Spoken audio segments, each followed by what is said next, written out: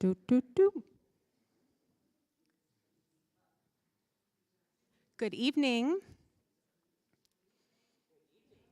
Nice to see folks on this lovely Seattle evening here in our chapel at Temple Dehersh Sinai's Capitol Hill campus. And to those who are joining us virtually, you all want to turn around and give a wave to that camera on the wall. We feel connected to you as well, whether watching live or at a later time because you had a conflict. I'm Rabbi Kate Spicer, the coordinator of adult engagement and learning here at Temple Dehersh Sinai. We were delighted that Hannah from the New Israel Fund reached out about Elisheva's arrival home to Seattle for a visit, and that we could get an update about very important things happening to Israel and Israelis and the people who love and support them.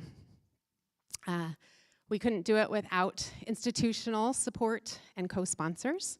Rabbi Rachel Nussbaum of Kavanah represents one of those communities, along with plenty of partners in our Kahal.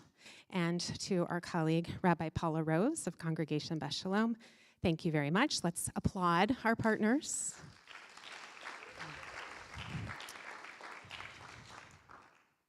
And I think at this point, I will just hand it over to you, Rabbi Nussbaum.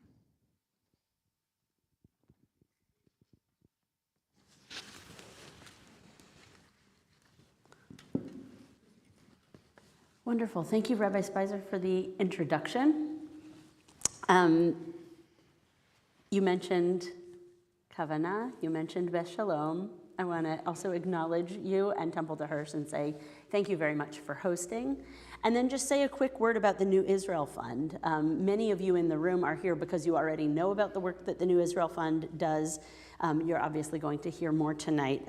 But just quickly, for anyone who's not familiar, and walking in off the street. For the past 45 years, the New Israel Fund has founded, funded, or trained just about every significant progressive organization in Israel.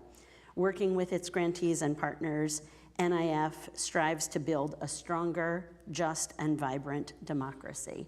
So I want to thank Elisheva from the New Israel Fund for coming to be with us tonight.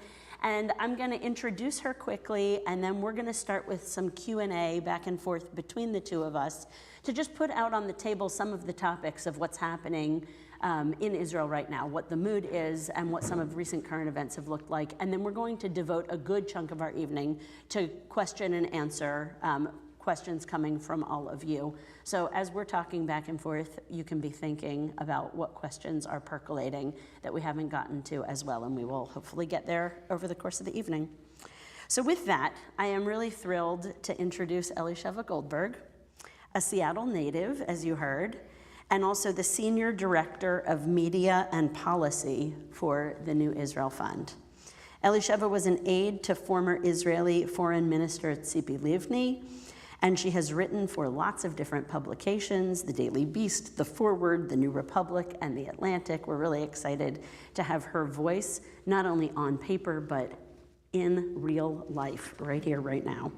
So Elisheva is going to touch tonight on the profound issues impacting Israeli society today, including the hostages and their families, Israelis who are displaced by war in both the south and the north, the humanitarian crisis in Gaza, settler violence in the West Bank, the government's judicial overhaul agenda, and whatever other questions you get to. That's some of what's on the agenda.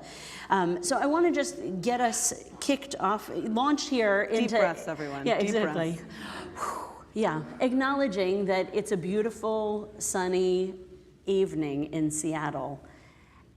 And it's like, it's super tempting to just go jump in a lake and not think about any of this. But all of us who are here in this room are here because we care so very deeply about what's happening halfway around the world. Our hearts are really connected to it, and we're here tonight to learn and to explore some of these ideas. So I think if I asked this room what's changed in the American Jewish consciousness over the course of the past year, we would come up with many different answers. Do you feel like things have changed in the American Jewish consciousness over the past year, one way or another? Yes? Okay. So we have some sense of that, and I would say that things have changed actually in lots of different directions. We might name the answers to that question in a whole host of different ways. Having you here, Elisheva, is a really helpful plug-in for us because in your day-to-day work, you're working so directly with Israelis. And I would love to ask you to start by talking a little bit about what's changed in the Israeli consciousness over the course of this year. I think some of it we have a sense of, and other pieces are probably a little bit invisible to our North American Jewish community here. Thanks, Rachel, and thank you so much to all of you for coming. It's really a pleasure and always, always really fun. Can you guys hear me, or am I just hearing a little bit of? You're just testing. Okay. He's playing with me. I'll project more so you can turn down my volume. So I just want to thank you all for being here because like Rachel said, it's a beautiful evening and we could all just go for a walk, but instead we're sitting here together and talking about some tough issues. So much has changed in the American Jewish consciousness that to ask the same question about the Israeli Jewish consciousness is really like a really big and open question. But I'll start with, I think, what is the most basic for something like 80% of Israelis. And I say 80% because when Israelis are polled, something like 80% of them want Netanyahu, the current prime minister, to resign and take responsibility for what happened on October 7th. So I'm going to talk about what I think has changed for those people. I think that there's been a radicalization with the other 20%, but we'll get to that a little bit later. I think that something like 80% of Israelis are trying to figure out what lessons to take from October 7th.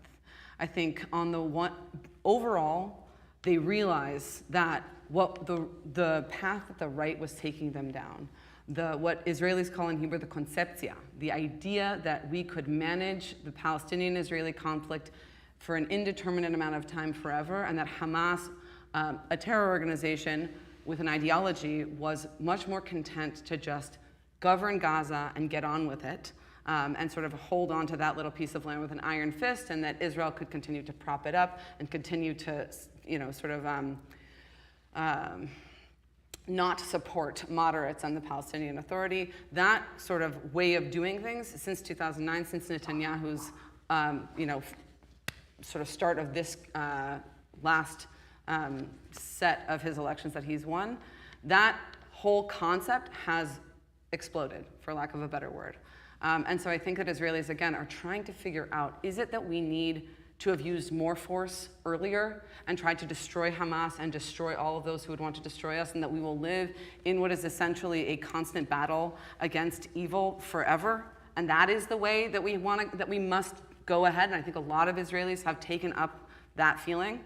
Like what was going on before is not working, so we have to just use force. That is the only language they understand.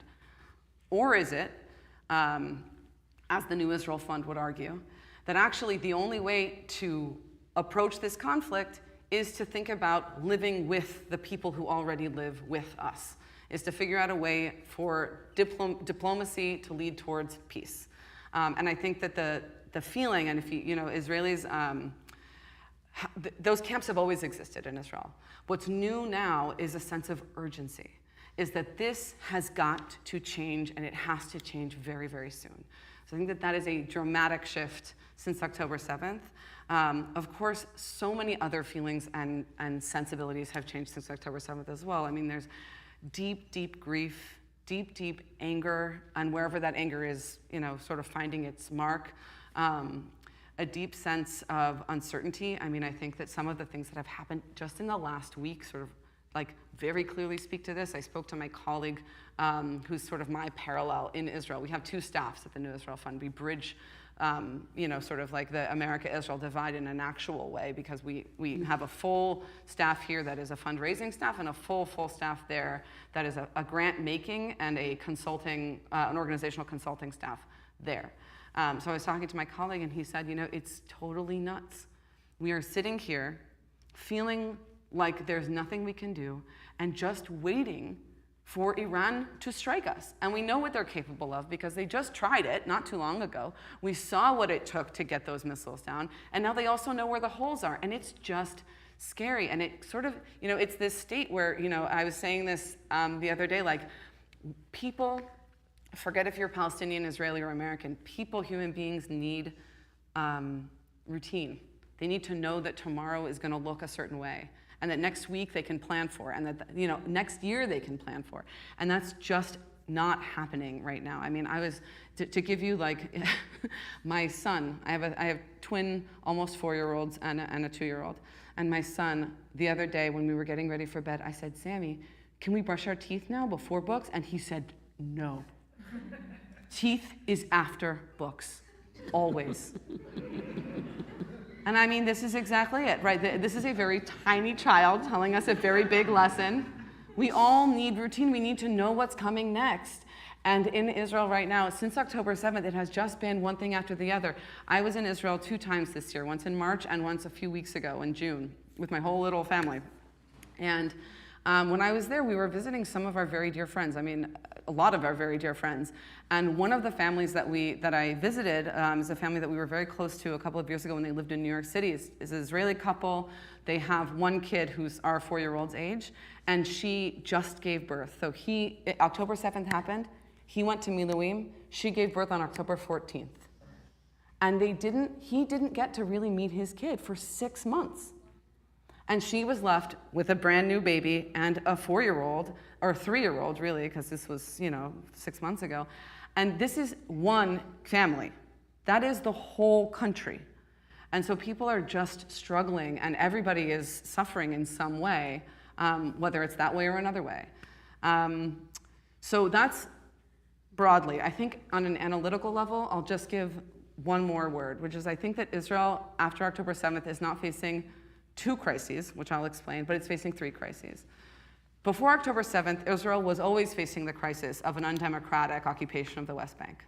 It was always facing a situation where 2.5 million people did not have rights, and that was bleeding into the democracy of the country.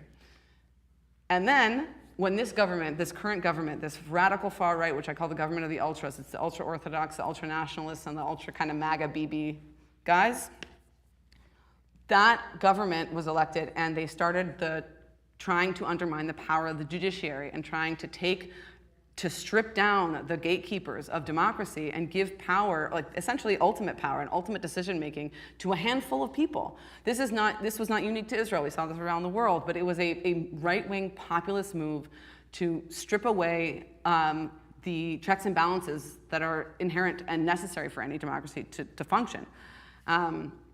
And that was the second crisis. So there's the constant occupation, there's a we called it the judicial overhaul or the judicial coup, and then boom, you also get October 7th, where now everything just feels totally uncertain, both on a national and on a personal level. And so, Israel is in a constant state of various crises. It's sort of everywhere you look. And I'll stop there. I'm going to keep you going in just a second, because I want to push on that last piece.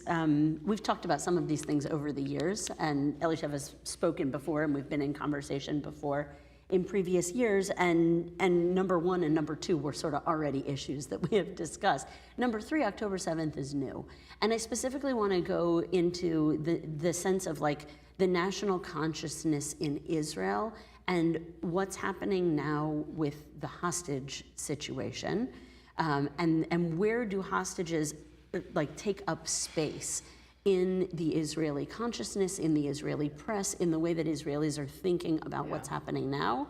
And as we were talking, in preparation for this, you did a little bit of a compare and contrast about, hostages and what that means in our American context and what that means there, or the word ceasefire and what that means here and what that means there. And I'm wondering if you can sort of pull some of those threads in as part of a question around okay, so what has changed post October 7th in a very specific way? Yeah.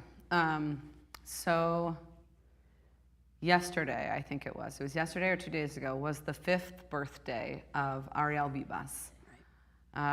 Ariel Bibas turned 5 in captivity, in Hamas captivity. He's been there for more than 300 days, with his brother, who turned 2.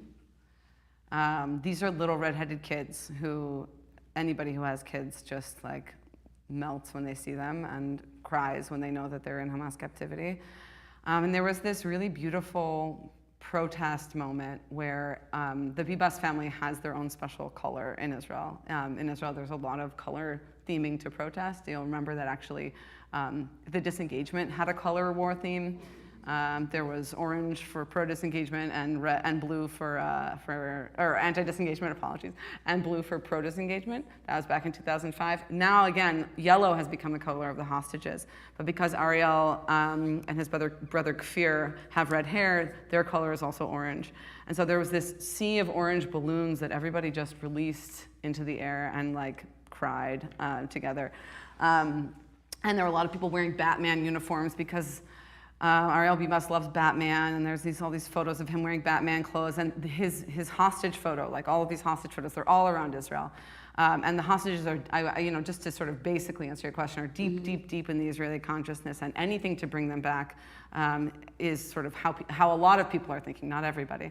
But his father said something that I think was exactly to the point. His grandfather, who gave a speech at this event for his 5th birthday. He gave a speech where he said, "I want to say this to the decision makers. I don't care who you are or where you are. Hear me, listen closely. This is all I have to say to you. There will be no victory if these children don't come home." And that, I think, is the sentiment of a vast swath of Israeli society right now, that actually the hostages coming home comes with an end to the war, or at least a ceasefire, and it comes with, a deal. And so the cry of the hostage families has been, deal now, make a deal now, stop, pussyfooting around, and let's get this done so that these kids can come home. Where the cry of the right and of the Netanyahu flank has been total victory. So when Ariel Bibas' grandfather said there can be no victory without these hostages, I think that is a deep, deep feeling inside of Israeli society, that actually the victory is not defeating Hamas or destroying them or crushing. It's bringing these people home, and then we can figure out how we deal with the fact that there is still a terrorist organization that is running the Gaza Strip. So that, I think, is, sort of overall the sensibility. Just to your point about how the conversation is different here in the US. In the US, the way that the conversation started was either you're for the hostages or you're for a ceasefire. And that distinction is totally collapsed in Israel. If you're for the hostages right now, you're for a ceasefire for the most part. It's really hard to say, I want the hostages home, but I don't want a ceasefire, because right now any deal will do the same thing for them together. And in the US, we all kind of felt crazy, I think, especially in the progressive Jewish left, or in the Jewish community in general, because we didn't really want what came of this war. We didn't really want this many Palestinians, especially women and children, to be dead after this happened, right? But we want the hostages home, and so in our conception, it was one against the other. Well, if we want the hostages, we have to fight the war. That's just not the way that Israelis are talking about it or thinking about it. And so I think that for me was like a really important distinction to learn, and to remind everybody that it comes together. There is no distinguishing between that, between those two things right now. I want to name a couple of other things. I'll just do a little plug for the New Israel Fund. We have been, our response to October 7th was extensive. We raised a lot more money than we expected in the wake of October 7th, and we did a lot of different kinds of work, some work that we don't usually do, including humanitarian aid, which is, not our bread and butter. Our bread and butter is like helping organizations do organizational work that helps people. But this was like, get victims of October 7th housing, get them buses, get them iPads for the kids who now have to do remote learning, like food for Bedouins who are stuck in their village and can't actually access anything because there's no public transportation. Whatever it was, we did it. But also we have, from the beginning, since day one, when the Hostage Family Forum, which is sort of like an umbrella organization for all of the hostage families to coordinate and to do messaging and to sort of be together, we have been funding through a series of significant emergency grants the Hostage Families Forum. And I'm really, really proud that that's a large part of what we've been doing over the last year. And I'll say one last thing, which is also a New Israel Fund thing, but also a really significant movement in Israel, which is that So there's different kinds of protests happening. A lot of them are happening kind of all in the same place in Tel Aviv, and they kind of bleed into each other. Some of them are more political, some of them are less political. But this one woman named Einav Zangaukar, who's the mother of Matan Zangaukar, who is currently held hostage in Gaza, and whose girlfriend was released in the first round of hostage release, the only round of hostage releases in November, decided pretty early on that she was going to set up a tent in front of the Kiryat, the military headquarters in Tel Aviv, and she was not going to leave until the hostages were released.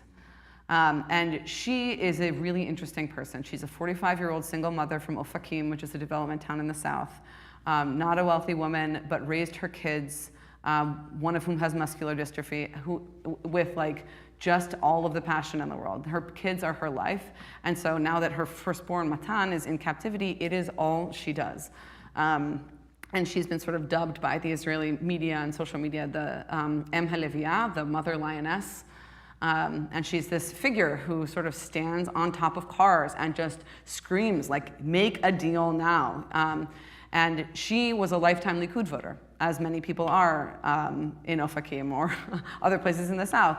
And she met Netanyahu because at some point she sort of forced a visit. Netanyahu was not terribly interested in the beginning in meeting the hostage families. Biden was actually much more interested and much more empathetic. And she finally got an audience with Netanyahu, and when she was done with that audience, she came back and she said, he doesn't care. He doesn't care. There is nothing there that cares about my suffering or my son's suffering. He has betrayed me. And she made her protest also political in that she's calling for him to resign as well. And we at NIF gave her the top prize called, that we give out in Israel. It's 100,000 shekels. It's called the Truth to Power Prize. It's in the name of a Professor Bill Goldman. And we gave this prize at this beautiful ceremony that I was privileged to attend just like, I don't know, 2 months ago, or a month and a half ago, 6 weeks ago. And she gave an incredible speech about how she will stop at nothing, and this is it for her.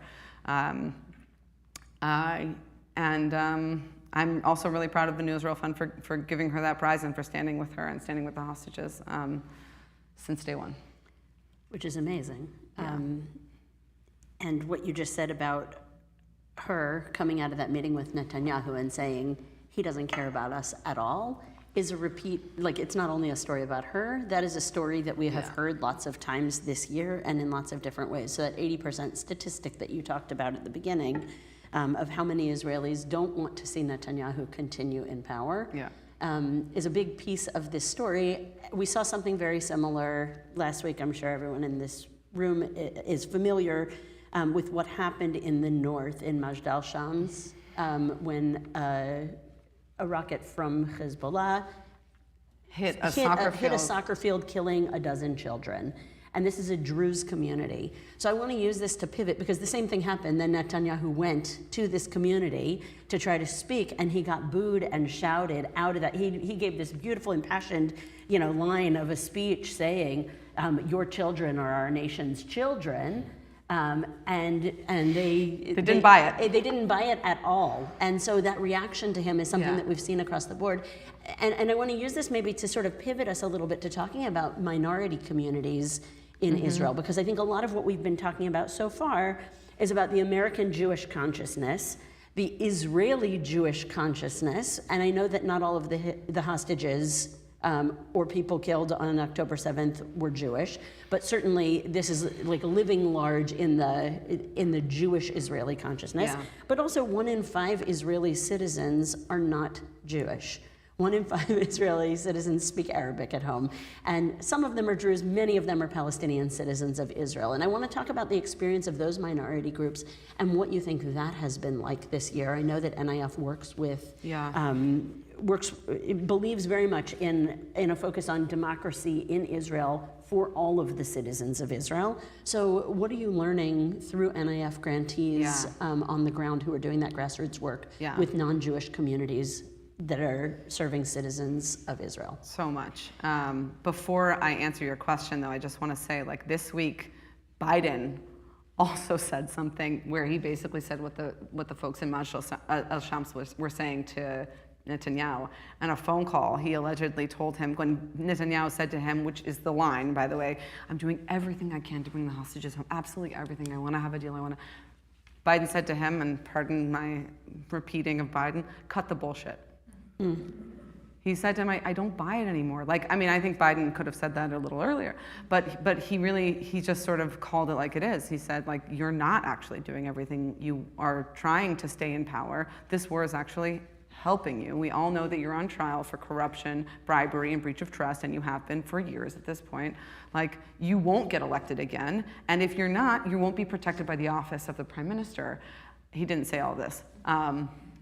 But that's my understanding of what was behind it. And so I think that the sort of reckoning moment for this is nigh. It's kind of like go time on getting a hostage deal. But I'll move on to your question. So the Palestinian citizens of Israel community, we're talking about Israeli Arabs, like you said. These are people who have citizenship, who live in Israel, who are 20 to 22% of the population. NIF has always been deeply engaged with this community because we deeply believe, as do all of the grantees that we fund, that there is no future that is not a shared future. The only way for Jewish Israelis to live in Israel is for them to live next to and with their Palestinian neighbors. So, you know, right after October 7th, one of the things we were the most worried about, for example, is actually violence between Israeli citizens and Palestinian citizens of Israel, because that's what happened in the last Gaza exchange of fire in 2021. There were riots of really profound violence of Jews against Arabs and Arabs against Jews. And we were just like, we don't want that to happen. So we redoubled our investment in the sector that does shared society work. That's what we call it, shared society work. And especially in those organizations that we're working with the communities to do de-escalation tactics. And you know, it's hard to celebrate something that didn't happen. I've said this before, but we didn't see. Thank God we didn't see riots of Jews against Arabs and Arabs against Jews, and there wasn't a civil war or even the threat of civil war, which was what we were talking about back in 2021. So that was really, I mean, to say heartening is a strange thing to say, but I was really, really glad not to see that. It was one of my greatest fears when I heard immediately about October 7th. So the experience, though, of Palestinians right after October 7th was one of silencing.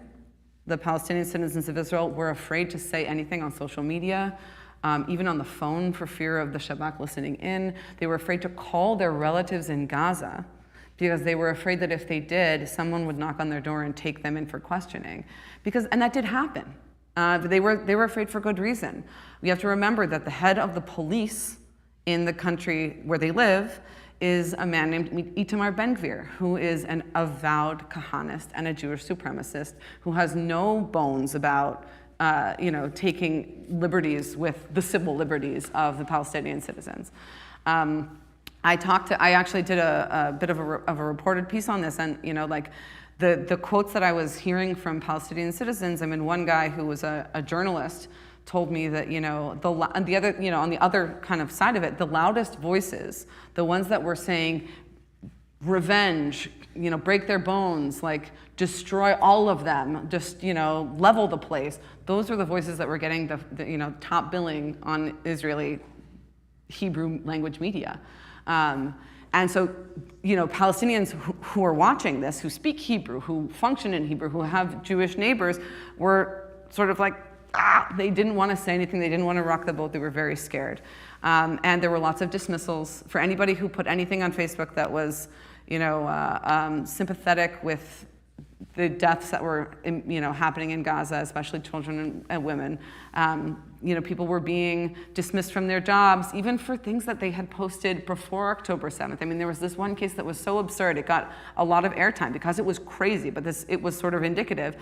A doctor, an emergency room doctor, an Arab emergency room doctor who had been in Soroka on October 7th. Soroka is Beersheva's hospital. It's in the south. He was dealing with victims of October 7th, Jewish and Arab. He was helping them. He was dismissed from his job for a post that he wrote that was a verse from the Quran from the year before. because his manager doesn't speak Arabic, is scared, doesn't really know what's going on, and just doesn't trust him, even though he's an emergency room doctor who was serving the population of Israel writ large, right? Eventually, he was reinstated. But there were lots of instances like this, and it was really very scary for Palestinian citizens. And so I'll just shift to like what we did about it. The sort of immediate term, we had developed a thing that we were calling the Civil Society Protection Hub, which basically was a one-stop shop for Jewish Israeli activists who were facing arrest, who were facing doxing, which is when somebody posts your address or your phone number online and then people show up to your house. Really fun. People who were facing PR nightmares, people who were facing slap lawsuits. So that was a place where sort of civil society organizations could go. It was like a 911 if you were a civil society organization. And we developed a similar thing for Palestinian citizens. Their needs were very, very different. And so it was kind of like a Palestinian citizen protection hub almost. And we connected them with legal help through Adala, which is the Center for Minority Rights in Israel, through ACRI, which is our flagship, also legal organization, similar to the ACLU in America, you can imagine. And we connected them with people who could help them in all sorts of ways, whether it was psychological or legal or physical. You know, if people really needed to figure out how to make their home safe because they were scared that they were going to get, someone was going to come in, we could help them. So that was like the immediate term. In the kind of like in the medium term, all of these organizations that I was talking about that invest in shared society and de-escalation and working together and forming actual bonds so that when your neighbor is having trouble, you know, and you can help them, or if you're having trouble, you can call your neighbor and they can help you. Those organizations standing together being the sort of perhaps the most famous in America of all of these, we also redoubled our investment in those. And then long term, we developed a program recently, which I'm so excited about, called, in Arabic, it's called Nasij. In English, it's called Tapestry. And the idea is to, just the way that NIF invested in Israeli civil society, founded the first rape crisis center, you know, developed the ACLU of Israel, has built up all of these progressive organizations so that Israelis have somewhere to turn when the government doesn't show up. We want to build those in Palestinian civil society in Israel. In other words, for Arab Israelis to have a backbone, a democratic grassroots backbone of organizations that will help them when they need it, that's what we want to help build. And so that's what we're doing at different levels. Sort of at the like very grassroots, pulling up like grassroots activists, organizations that just need a little jump start, and then sort of more established organizations that need kind of like a kick in the pants. So that's our like long-term investment for Palestinian citizens right now. There's more. Can I ask? Yeah. Okay, so I'm gonna keep pushing. I'm trying to like basically widen the circle of the conversation, kind of starting with Jewish Israelis and now thinking about non-Jewish Israeli citizens. And now I want to think about like the rest of the Palestinians for a moment. Because for a long, long time, I remember this. I don't know if you remember this. I'm a little bit older than you are, and I've probably been involved in NIF for longer. I don't know. Noam and I were like in their young adult community a zillion years ago when I had no gray hairs and we were living back in New York. But for many, many years, NIF really didn't deal in a significant way with Palestinians who were not citizens of Israel. It didn't take a strong stance on the occupation. Like that wasn't the focus of the work. Yeah. Of the work, Back in the I would day. say. It felt political, and it was like that's not what we do. We serve, you know, citizens of Israel, and I think that that's really shifted. But I don't quite know the hows of it right now. I'm curious sort of where NIF is right now. I want to move us to like the West Bank, which is where many Palestinians, millions of Palestinians are in fact living. The Palestinians who are living in the West Bank are not citizens of Israel. The Palestinians in the West Bank are living under Israeli occupation and subject to Israeli military rule and courts and all of that. And one of the things that we have seen happening, which has not been the main story, because the main story has been what's going on in Gaza, but this side story, which is very much connected to the governmental pieces that you're talking about, to who's in power, to their vision, is annexation of pieces of the West Bank and a desire to fight back. And like, where is NIF in that story these days? So we fund Israelis, and that's always been true. We also fund Israelis who are fighting the occupation. So we very much are in there. We are working on issues that come out of occupation. A lot of the time, it's a lot of education. I would say that our main focus when it comes to the West Bank is educating Israelis and keeping the West Bank and the occupation and the annexation that's happening there on the agenda of Israelis. But also, we fund organizations like Yesh Din. Yesh Din is an organization that helps Palestinians who are hurt by the occupation or by settlers who encroach on their land or who actually are violent towards them. So it's a legal aid organization in that way. So, that's an Israeli organization, but it is directly helping Palestinians. So we simultaneously are doing education and actually on the ground. So that's definitely where we are, and we've been vocal about annexation since it really seemed like it was a possibility. So I don't know if you guys remember, because I did not remember the Trump years, because I blocked many of them out, but 2020, Trump's big plan was annex the West Bank. Essentially, it was not all of the West Bank, it was parts, it was this, it was that, it was make swaps and then make sure that but it would have essentially created these Bantustans inside of what would otherwise be Palestine, of city-states with minimal connective tissue, and essentially erasing the possibility of a two-state solution. This would not have been a viable state, it would have been, the cantonization of Israel. And back then, NIF basically outlined what I still think of as the triangle. Israel there are three things that Israelis want. They want all of the territory, they want all of the, why am I forgetting the triangle that we always talk about? Let's put the triangle aside because it's not really relevant now. That's 2020. Let's talk about right now. Right now, Bezalel Smotrich, so one of the very challenging ministers in the government is Itamar Ben-Gvir, who we talked about. Another one is Bezalel Smotrich, who Itamar Ben-Gvir is kind of the kind of more crass, pick up your gun, Wild West type. Bezalel Smotrich is working within the system. He got, in his negotiations with Netanyahu, to become a minister, the finance ministry, which means that he has his hands on the purse. He has his hands on the taxpayer dollars, and he can do whatever he wants with them, and he knows what to do with them. He got his start, kind of inside the institutions of Israeli government, and built his own NGO, and then came back to government, and now he's where he wants to be. So he's the finance minister, and I'm going to explain this, and it's a little complicated, so stay with me. On top of being the finance minister, he is a minister in the defense ministry. This is intentionally complicated and strategic for him. He wants to be a minister in the defense ministry because what he is doing is, while everybody is looking at Gaza, he is actively moving Israel's occupation into annexation. What do I mean? Occupation is a temporary military holding of land until an agreement is reached, right? We want to get to an agreement, so in the interim, this military is going to rule this area, which, of people that are not its own, right? Israelis are going to rule Palestinians until we get to an agreement. It has to be temporary, and it has to be impermanent for this, and it has to be military and temporary. Those are the two things that it needs to be. And there are international laws that govern such a situation, right? And there's such thing as a legal occupation, right? We all talk about the occupation now like it's crazy, it's illegal. There's such thing as a legal occupation. You can occupy a place in the way that international law intended. But Israel is not doing that. And you all may recall that a couple of weeks ago, the International Court of Justice in The Hague issued a ruling. And it issued a ruling on something that's been happening, on an issue that's been in the courts for 5 years.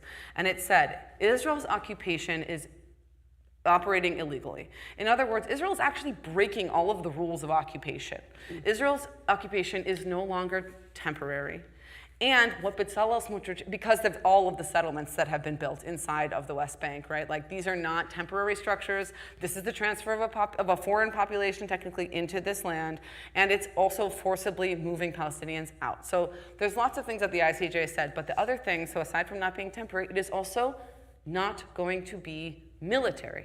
Because what Bezalel Smotrich is trying to do as a minister in the Ministry of Defense is shift the powers from being the authorities from being under the military commander, who is otherwise the sovereign of the West Bank, to being under a civilian appointee that he is the boss of. This is very, like, it's technical, but it is a sea change for what it really means that Israel is occupying the West Bank. Israel, that is a move that is dramatic in terms of its potential for what kinds of powers he has, as what the sort of legal community is calling him is just the governor of the West Bank. And remember, Bezalel Smotrich was elected by Israelis inside Israel. Palestinians who he's governing never elected him. He is not elected. This is the most anti-democratic situation you can imagine, right? He's ruling a population that never, ever, ever, ever wanted him and would never want him in a million years. That's annexation, and that's where we are. That's a mess. It's a mess. I mean, I think that's a mess. Yeah. Annexation is a mess, and it's not the only mess. And I don't mean to take us to the edge of the pit of despair, but there's so much to despair about right now. Right? We think about annexation and it feels like a mess. We think about the state of Israeli democracy for all the reasons that you were talking about, the judicial reforms, the things that we were talking about, that Israelis were out in the street, by the tens of thousands protesting before October 7th about these, judicial reforms, judicial overhaul coup. That's a mess. Gaza is a mess. Yeah. Gaza is a mess. We haven't talked about Gaza, but Gaza is a tremendous mess. Yeah. And the situation in Israel right now, when you zoom out that lens really broad and go back to what your friend was saying about that waiting, Israel in the context of Iran, Israel in the with Hezbollah, Lebanon, there's so many threats, and there's so much that feels so awful. And my guess is that we can get into more of those questions. But I want to see if I can help us wrap this piece before we open up to questions, because it really feels like there's so much to despair about at this moment. And we're really good at doing that despair thing. It's easy. It's easy. It feels true in many ways. Yeah. It feels like it's representative of the reality that we see. Yeah. But I think what it misses is that there are always possibilities to sort of break through in some ways. And I'm wondering if we can talk about that and perhaps end there a bit before we open up for other questions. Given what a mess this situation is in so many different ways, you are still doing this work. Absolutely. Somehow managing from day to day to find hope in it. Where do you see possibilities for rupture to happen that could be wonderful breakthroughs? Yeah. And where do you find hope on a personal level? What is happening out there that might actually feed our souls a little bit at a moment where it just feels like despair from far away? Yeah. So thank you for that question. I'll say just on the annexation piece, and then I'll broaden. Mm-hmm. We have been taking this really seriously for a while. And we've developed a strategy which involves sort of typical NIF stuff, grant making to organizations, but also some much more expansive and broad thinking about how we get out of this. And we call the strategy building and blocking. So because we recognize that we can't just try and sort of stem one thing and then, it's not gonna work if you just try and plug the hole. You have to keep a sort of broader vision going. So we have a plan that's called New Visions, and we are building we're trying to how do I explain this? It's very new, so I haven't talked about it before. But it's essentially an attempt to reposition and reinvigorate and expand the Israeli peace camp into something that will have, when it has political power, something that will have the ideas and the sort of white papers and the political fora and the kind of infrastructure behind it to actually push towards a diplomatic solution and a political resolution to this conflict. So there's that's the building aspect, like the visioning of what is next. And that's everything from like actually writing what we're calling the Israeli Initiative, which is a sort of how we would get a regional agreement on the table. These are like the real wonks, you know. This is the people at Mitvim, which is a think tank that we funded for a while, and Beryl Katznelson, another think tank, who are like putting their heads down and like really putting this out there. Obviously, does not have a receptive audience at the moment, but the idea is that when it does, we will be able to present it, right? And then there are the people who are building like the groundswell of the peace movement. And those people, if we're talking about what gives me hope, I mean, it is those people. They are incredible. There are organizations, I mean, I'm just gonna name a few and you can go and look them up or ask me more about them. Organizations like Mechazkim, which like, I think of them as the organization that makes it cool to be in the progressive or peace or left camp, however you want to describe that. They do incredible stuff, mostly social media and mostly organizing online. I mentioned Standing Together, but I'll mention them again. This is an organization that puts shared society and shared leadership and shared organizing at its core. They've done everything. The most inspiring thing that they did recently, I mean, you all remember when there were these humanitarian aid trucks that were trying to get to Gaza. And like we all watched, I think, pretty much in horror as far-right organizations and groups and people would just show up and sit in front of these trucks and not let them into Gaza as people were starving, right? This is really, really hard to watch. What Standing Together did in that moment was they developed a thing that they were calling the Humanitarian Guard. And they brought Jews and Arabs together to those locations. And basically, they didn't get in the way of they didn't talk to the protesters who were standing in the way. They just asked the police officers and the army officers to do their job and move the people away, because the state, like Israel, was supposed to be doing what it was supposed to be doing, which was letting aid in, and so they just sort of like encouraged that, and they eventually won. Eventually, those people stopped doing that. That was an incredible win for us. I mean, and then to give you just like another small example, like. After October 7th, there's this situation in the South where Bedouin who live in villages that have not been recognized ever by the state were like the rockets that were being lobbed over were hitting their villages and hitting their areas because in Israel, Iron Dome doesn't cover them because they're not recognized. They're considered to be uninhabited. They're considered to be open areas. And so finally, a lawsuit that the Association for Civil Rights brought to the Supreme Court was taken up, and the court said, state, Israel, you have to provide shelters and you have to provide Iron Dome protection for these people. They're citizens. Just because you don't recognize their village doesn't mean they're not citizens. They deserve the same protections. And so now those villages, for the first time, I mean, can you imagine, like all of the Iron Dome and all of the stuff that all of those that Sderot has, they never ever got. I remember going down there in 2014 when there were rockets, and I remember seeing, I did a reported piece for The Atlantic, and I remember seeing a beheaded sheep. The sheep had been beheaded by a rocket. That could have easily been a child. It was astounding to me that they had no protection at all from the state. And now, because of some of our grantees, those villages will be getting protection finally. So, I am inspired all the time by these organizations and by the work that they're doing, even and especially under the circumstances. I also think that I'm inspired by like the basic theory of change of the New Israel Fund, which is funny because like, who is inspired by a theory of change? But the theory of change sort of is hit this problem from all the angles. Like get a whole bunch of different like ways and methods and different people with different ideas. Like, we need bilingual and binational education. We have hand-in-hand schools. We need to like develop leadership in Palestinian society. We have, a bunch of organizations that are now doing that. We need a lot of people who are talking about being okay with standing next to their Palestinian colleagues. Like that's all of the stuff. It's not gonna be one thing that gets us there. It's gonna be all of them together.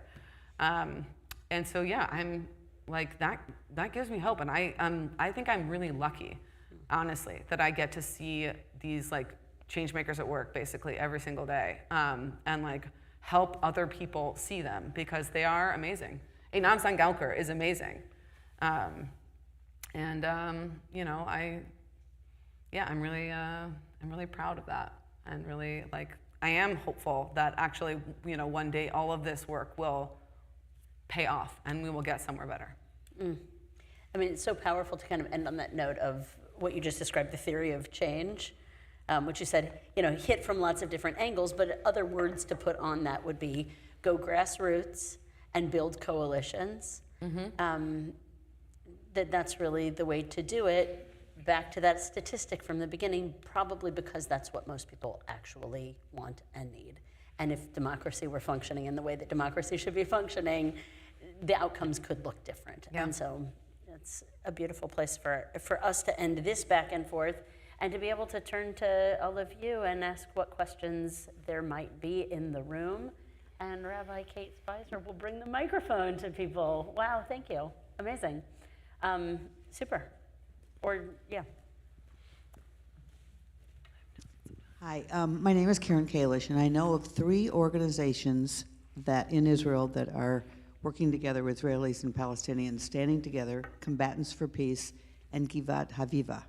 Can you tell me other ones and what they're doing, and how do the Israelis feel about these organizations working together?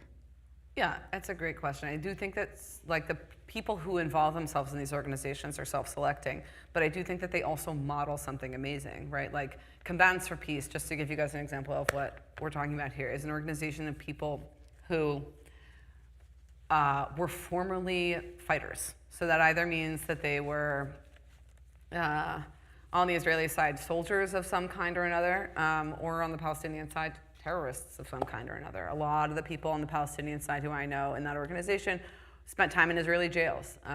Some of them because they were so angry because their brother was killed, and so they decided to just do something about it and were jailed. And then they came out afterwards and were like, this is just not the way forward. There's no way that this is gonna work if people like me keep getting angry every time something happens, every time even their brother dies, right? And so they're an amazing organization, and they do try their best to, Combatants for Peace alongside the Bereaved Families Forum, for example, runs an alternative Memorial Day ceremony every single year, which we always co-sponsor, where thousands of people are exposed to their narratives and their way of talking, and they're standing next to and embracing their otherwise, ostensible enemy. And to give you another example, every year, that event is protested by the radical right.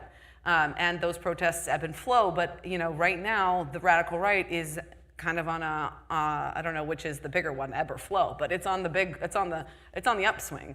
And that is largely because the government is giving it as much of a leash as it ever had to do anything. So it's, and other ways, lots of it, it's hard to answer the question of how do Israelis react to them, because I think a lot of Israelis just want to live their daily life and not think about this. I mean, it's a little bit we talked about at the beginning, you all are inside this room, but how many of our friends and colleagues aren't? Because they just want to have a nice summer day and go outside, right? So many people just want that. But the other thing that I always think about when I think about that, people who aren't coming in, it doesn't take as many people as we think. It doesn't take 80% of the population to change the game. It takes 3%. It takes 10%. It takes, right, somewhere in between 3 and 10%. But what we have to do is convince that number. To answer your question about other organizations that are doing coexistence work, I mean, there's a lot. I named Parent Circle Families Forum. These are bereaved families, not combatants, but people who have lost loved ones in this conflict and who come together and talk about it and deal with their pain and suffering together. Amazing organization. Women Wage Peace, which is an amazing organization also, which was founded by the amazing one and only Vivian Silver, who was murdered on October 7th in her home in Be'eri. And whose son has now taken on her mantle as a peacemaker and is going and talking to media and to the podcast that I'll just shout out the podcast that I helped produce called Groundwork. Groundwork, take out your phone, find Groundwork. Yeah, His name is Jonathan Zeigen. The episode with him has not yet been released. Don't look for that, but it will be soon. So Vivian Silver helped found this organization called Women for Peace, Women Wage Peace, which basically brings women from all walks of life together to do like positive peace building activities. And she's founded lots of other organizations. Like one of the ones that I think gets the least billing is called Ajik Nispid, which is a terrible acronym.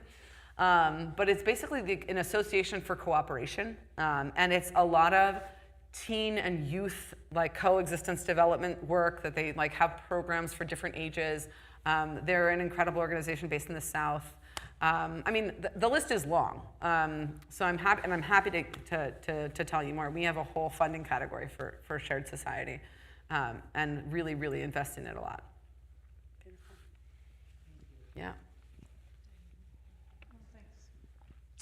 Thank you so much. First thing I want to say is Yasha Kochech, forever and ever. Will you introduce yourself as well? My name's Diane Douglas. My question is, in your theory of change and in your investments in civil society, how do you measure the current strength or the strengthening of the infrastructure you're supporting and building? How do we measure it? I mean, the honest truth is that as the person who does America side work, I don't totally know. I can tell you that I can get you the answer to that if I talk to my Israeli colleagues. A lot of what we do, and so I'll sort of pivot and just say that one thing we do is we have what we call an action arm, which is shatil. So I think that there's and I'll just say this explicitly, like there's a high barrier to entry to understanding what shatil does. It's a consulting organization within NAF. And I consider it as like a kind of in-kind donation that we give to groups. So instead of giving them dollars or shekels, we're giving them consulting. So an organization, that we fund, let's say, really is in a search for a CEO and they just can't find a CEO. Like, we'll come in and we will help them with that search.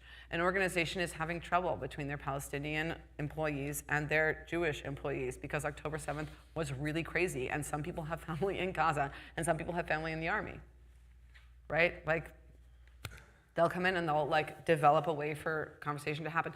They'll do basically anything that you would imagine a consulting firm does. And so we sort of like, I don't know what the word is, like give the foundation of those organizations like a jump start or an extra layer of foundation to keep themselves going and keep doing what they're doing in a big way. We want to make sure that the vocabulary here would be organizational development and capacity building. Capacity building. That's what you're thinking. Absolutely is what I'm thinking of. The terms get kind of vague once you get into organizational development. I find it's not my world. I do, policy and media, but I try to make things really concrete.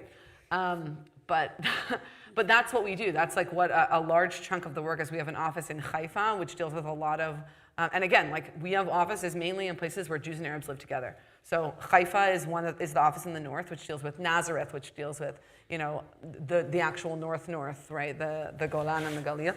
And then we also have an office in the Negev, which deals with unrecognized Palestinian Bedouin villages and sort of all of the different kinds of, constellations of Jews and Arabs living together there. So that's not a total answer to your question. I don't know how they measure it, but they know how they measure it.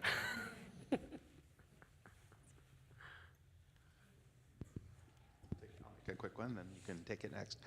Hi, I'm Randy Kessler. Hi. And I'm curious because you mentioned a few of the policies of the current government that, like the Smotrich and Ben-Gvir policies that are easy for me to understand how a progressive organization would oppose those. Yeah. But I'm curious if you could go back to the time when there was a previous government, the coalition government that was in place under Naftali Bennett, that included, an Arab party, right? That was a very different government. And I'm curious if you could just reflect back on, like, how were your activities different under that government than they are under this one? Yeah.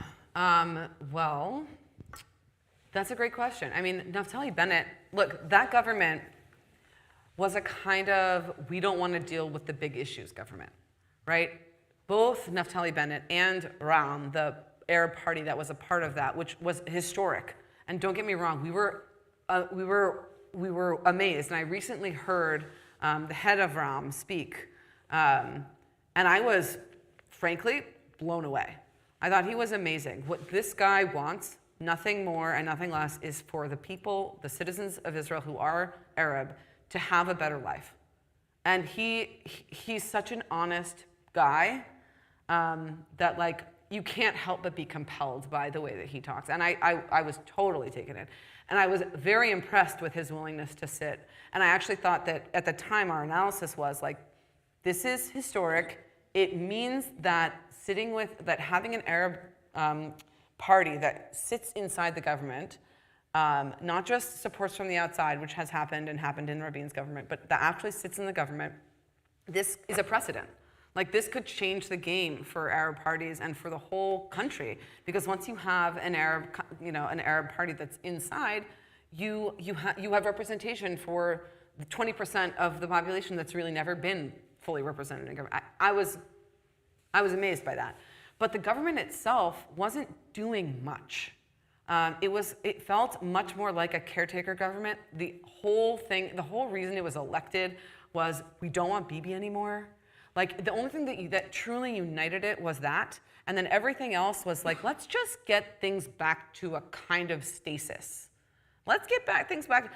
And, you know, when people talk about the status quo, I like to say there is no status quo. Things are changing all the time. And if we're looking at Naftali Bennett's record, and don't get me wrong, much more reasonable guy than Smotrich, far more reasonable guy than Ben-Gvir, he was the leader of a party that was pro-settlement, right? That was pro-expanding and territorial maximalism, and he also wanted to annex Area C, which is 60% of the West Bank, which is where 100,000 Palestinians live, which is where all the settlements are, right? He wanted that also. So I mean, our feelings, our analysis was very different. Our work was different because October 7th hadn't happened. The judicial coup hadn't happened. We were still fighting against settler violence in the West Bank. We were still fighting against discrimination against Palestinian citizens of Israel, and we always will until those things are gone. So, you know, I mean, it's a little bit apples and oranges, and also that government was an interesting and strange phenomenon. And it also came after, remember, 5 rounds of elections. 5 rounds of elections. Israelis were like, get me a government. And I think that the other piece of analysis that we had there was like, something's broken here. If you're having 5 rounds of elections, like, something in this democratic system is just not working right. And that has borne out.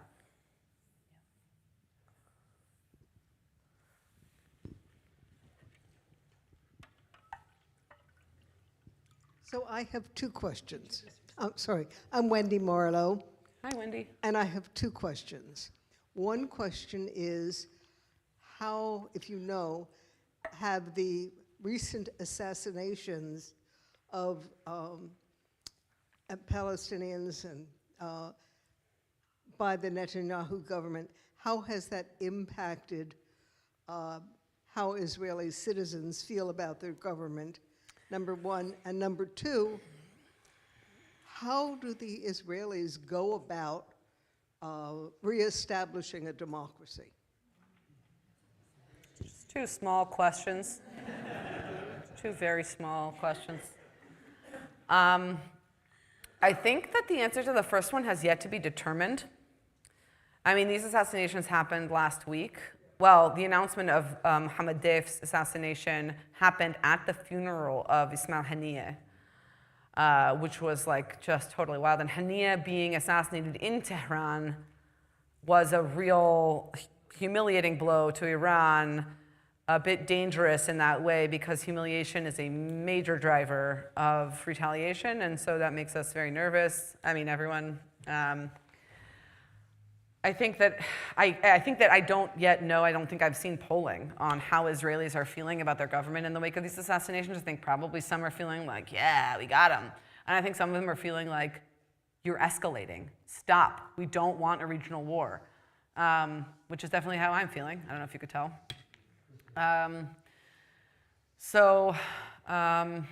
Yeah, I mean, the thing that I'm thinking about, this is not Israeli public opinion, but it's the thing I'm thinking about, is that today they announced that Yahya Sinwar, who's the #1 target, the guy they've been trying to get, who's stuck in the tunnels, they can't get him, has replaced Ismail Haniyeh as the head of Hamas. Now, what does that mean in practice? Yahya Sinwar is the most strident, to the death kind of guy who's the one who was in his initial appointment in Hamas, who was supposed to take out the collaborators with Israel. He was jailed for killing 4 Palestinians who were either considered to be breaking Islamic law or traitors to the Palestinian cause. He murdered them, his Palestinian comrades.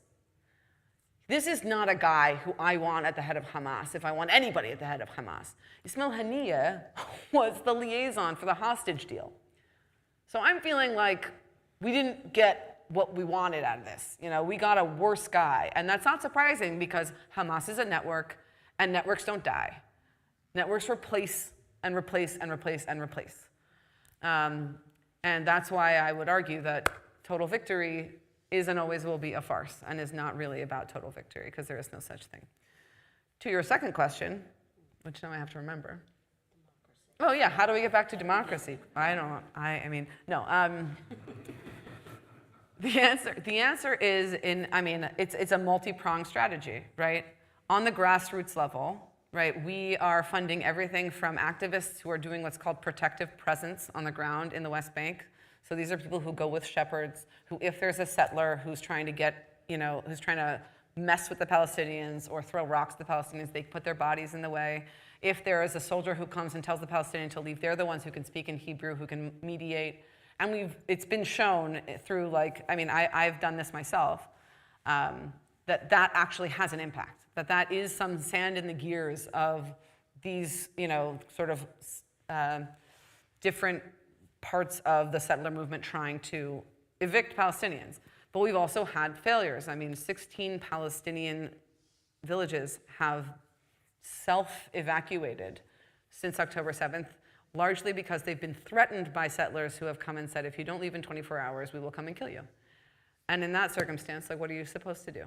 Wait to die or leave? And they've chosen to leave. So I've visited a village that was previously 150 people, 3 families living in a place where they've lived certainly since 67, if not since 48, that just left. And that's been the case in a lot of places. So there's that grassroots element of us throwing sand in the gears, and then there's a legal element where we sue. We get all of these organizations that we fund that are legal defense, we sue. We get small victories here and there, like I said about the Bedouin in the South. Also for annexation and things like that. So we try sort of at every level to change the game. And again, the last level is putting the peace camp, the sort of broad tent, the broadest possible coalition of Israelis in a position where they can gain power and change the game from the inside. Not all of this is irreversible, right? I very much am of the belief that the changes that Smotrich is making right now, they don't have to stay. He's moving authorities around, but they can be moved back. The things that he's going to do with those authorities are much harder to undo, right? If he demolishes a whole village, which he has the power to do, that you can't just rebuild it. But taking that authority away from him once there's a better situation, we can do that, and we can strengthen instead of eroding the democratic gatekeepers and the judiciary, we can buttress the judiciary and the gatekeepers. This is the work of years. This is what we're in it for. This, the CEO of NIF, Daniel Sokach, is very fond of saying, almost too fond, one would say, that this is a marathon, not a race. Is that what he says? It's a marathon, not a sprint. It's a race. Marathons are races. It's a marathon, not a sprint. And we're in it for the long haul. We've been around since 1974. Noam. Hi, I'm Noam Pianco.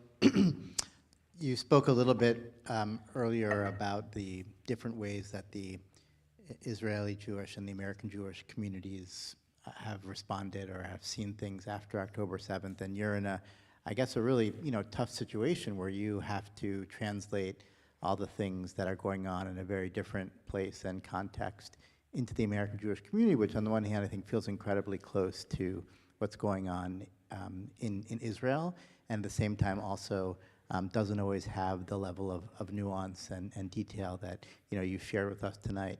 So as somebody who is tasked with that kind of a job of translating things to an American Jewish audience, especially after October 7th, what do you see as the biggest challenges that you face, that NAF faces, in trying to communicate what your goals are for the State of Israel to the American Jewish community? What are the things that make it difficult to take a message which, I think would resonate with many American Jews who would identify as, as on the left side of a political spectrum, certainly in this country, but may have different perspectives when it comes to Israel, or in fully appreciating some of the messages that you shared with us tonight and that NAF stands for more broadly? It's a great question. The challenges of translating. Look, it's funny, even as this has been my job since I started NIF, I very much see myself as somebody who, translation, I think it's cultural translation, and I think it's breaking down some of the parts that are totally incomprehensible to most Americans, like parts of how the government works or things like that, and that's the fun part for me. And sometimes that works. Sometimes it's just oh, okay, now I understand why they have so much outsized power, because they have coalition agreements. And those coalition agreements give them all that power. But that aside, the major challenges right now are, I think that the number one challenge is that Israel is at war, and that people want to identify with Israel and are struggling to do that in an environment that is hostile to Israel, or hostile certainly to the way that Israel has sort of moved through the war, for sure. And I wanna say that the other great challenge is people throwing up their hands and saying, I don't want to have anything to do with this country. I think that that's on the other side of the spectrum. It's a lost cause. I've written so many emails to NIF donors trying to convince them that actually no, there are incredible people doing incredible work on the ground and not on the ground every single day to push us in the right direction. Despair is not a work plan. We have to keep going. There is no other option. And especially the argument that I think sometimes works is that Israelis don't have the benefit of giving up. They live there. This is where they live, right? Remember, Israel is a real place with real people and real politics and real problems and real enemies. And that's how I try and convince them that they have to. But I think that that's a major thing that people are just and then on the other side, that there's a desire to be supportive, but also how can I support this country that's doing these bad things? And the answer isn't simple. The answer is not simple. The answer is support the people who are trying to make things different. And that's the answer that we always give, and I find it compelling. And I hope you do too.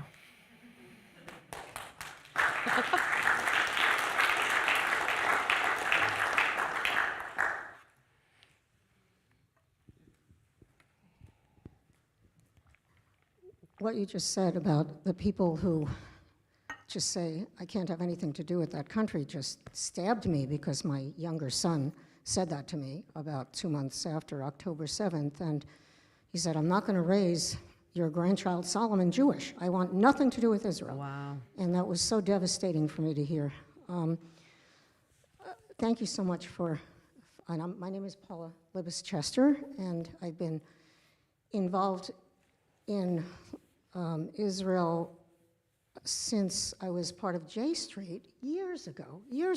And I gave up because the people in my life who said, why do you think that J Street can do anything to change Israel, were kind of right. Israel was going to do what Israel was going to do, you know?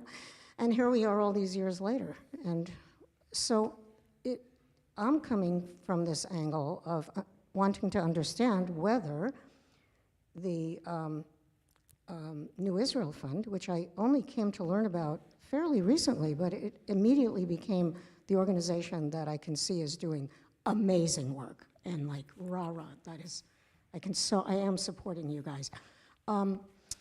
Does your organization see a one state? When you talk about people working together side by side as citizens in a democratic Israel, is it what is referred to as one state, as opposed to what a lot of people who are pushing for diplomacy and ceasefire are saying, no, there still has to be two states, we have to empty the settlements, Gaza, the West Bank has to be Palestine. So talk to that, please. Yeah, I mean, obviously a very pressing question and always has been. I in this scenario, I'm very grateful that we are not J Street. And as a matter of policy, do not actually have to answer this question in a definitive way. Because ultimately what we are doing is trying to make this place between the river and the sea, a place that is good for people to live in. And so, like, you know, that's baseline. That being said, like, when pushed, I think that the organization is a two-state organization in the sense that we believe in the Palestinian right to self-determination, and that we believe Palestinians should have collective rights, and we also believe that Israel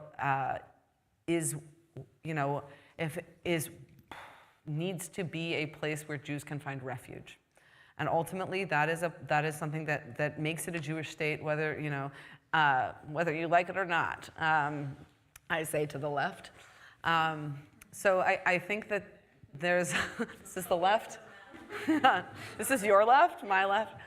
And I think, you know, I think that when it comes down to it, like, you know, the desire of Palestinians to govern themselves is something that we do not dismiss and that we take seriously, and that, you know, if it means that governance comes in the form of Ram, right? This party that we were talking about, that is actually an Islamist party that was elected to the government of Israel for a very short time, but was elected to the government of Israel. Like, that's cool, complicated, but cool. But what we want to provide is we can't provide it, but what we sort of think that we stand for is the right to self-determination for both Jews and Palestinians. So in that way, we're kind of it's not like, I also think that we imagine what a one state would look like, right? And you imagine a one state, and you can either imagine it from the kind of left's perspective, which is I think what you're talking about, where you would have what would be a majority Palestinian population and a slight minority of a Jewish population. And I think that we worry about civil war in that scenario. And I think that we worry about what it would really look like for that to sort of happen. I think we don't know. I don't think we're dismissing it, but I think we don't know.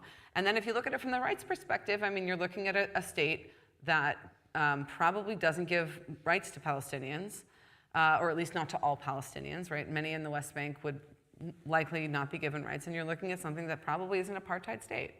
And that we don't want either.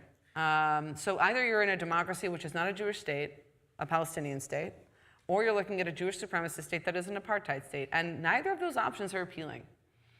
So at the end of the day, yeah, I think we're self-determination for both peoples, and like hopefully, please God, in our day, democracy in both of those places. Yeah.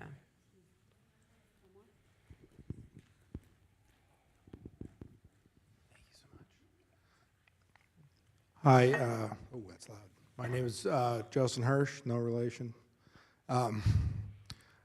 I've only recently come to find out about New Israel Fund, but I did visit Israel in 1997, attended high school in Israel, and Ramat Sharon, lovely, stayed with me for life. More stories later. But, you know, that was in 97, Netanyahu was in power then. right?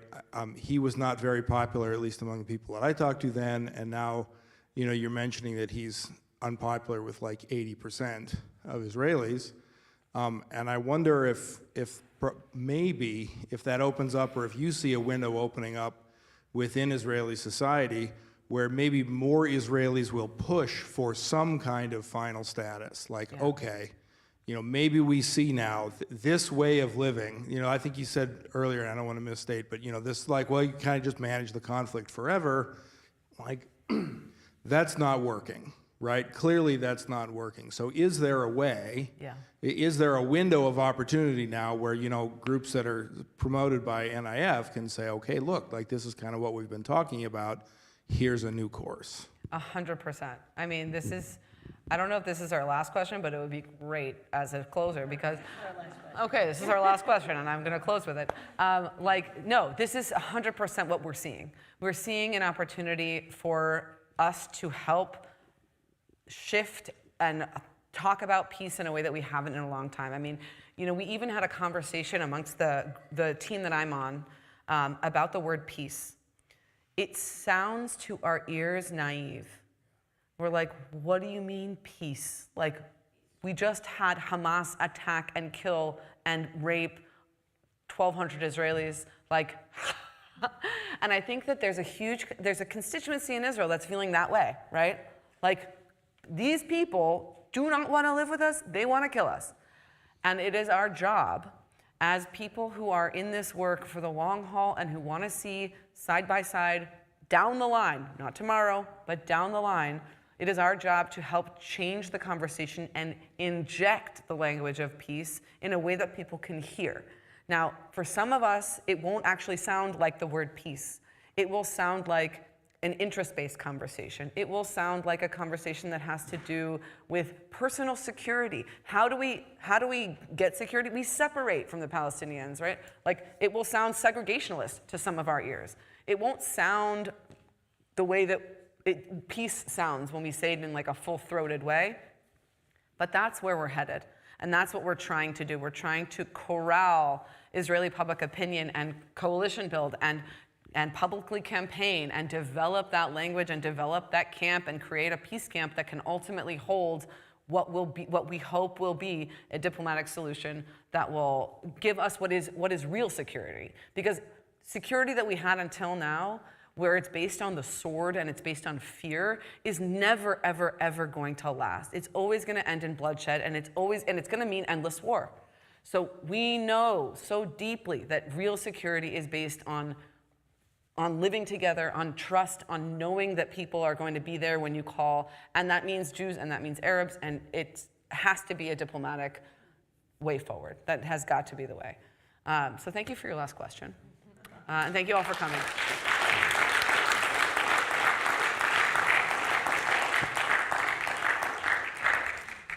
And I want to invite up Gabby DeJane to share a few final Gabby. closing words on behalf of NIF. Thank you, Gabby. guys. Thank you, Rabbi Rachel and Elisheva, so much. I'm Gabby. I'm one of the regional council members here in Seattle. Big thank you to Elisheva for sharing her insightful analysis in this devastating moment for Israelis, for Palestinians, and for all of us who care about people in that region. I don't know about you guys, but I'm feeling a little bit hopeful by the work that you've shared. And if you guys are compelled at all to learn more about the New Israel Fund, feel free to come and talk to me. We were supposed to have a QR code, but I don't think we do. So you can go to nif.org or talk to me. And I'd like to end by just a moment where we can acknowledge and hope for return of the hostages, for an end of this war, for an end of this right-wing government, and in the future, peace. Shalom.